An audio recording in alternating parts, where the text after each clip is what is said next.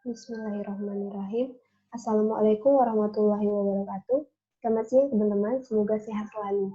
Saya perwakilan kelompok 5 sekaligus sebagai ketua kelompok 5 yang beranggotakan 4 orang. Yang pertama Umi Istiqomah, saya sendiri. Yang kedua Indra Sari. Yang ketiga Novia Suryaningsi. Dan yang keempat Muhammad Raihan Gifari. Di sini saya akan membahas materi tentang pengaruh air gambut terhadap kesehatan dan upaya pemecahannya. Proses terjadinya gambut.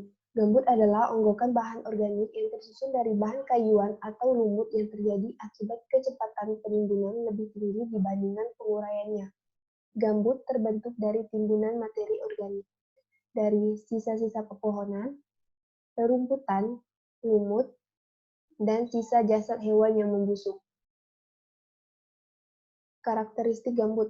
Karakteristik atau keadaan tanah di lahan gambut telah banyak dipelajari.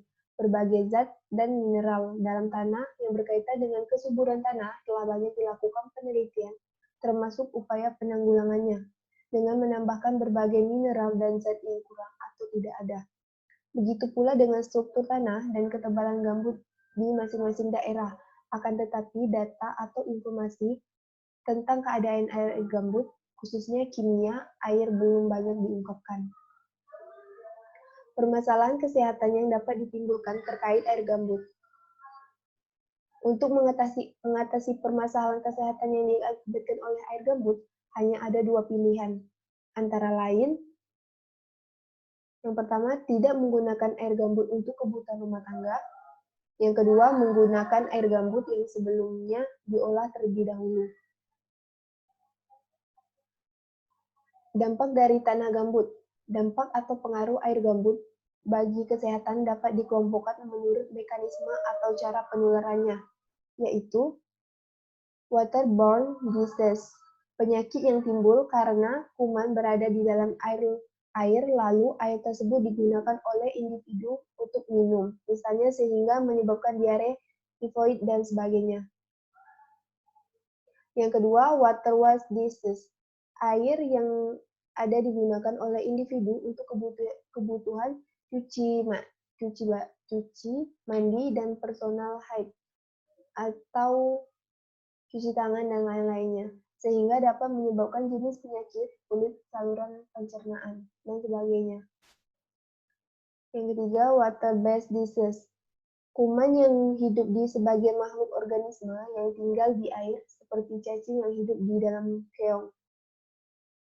Dan yang keempat, water-related insect vector disease, disebabkan oleh makhluk organisme yang hidup di sekitar air atau berkembang biak di air, seperti nyamuk yang menebar jentik di air. Apa saja sih upaya yang dapat dilakukan untuk mengatasi masalah air gambut?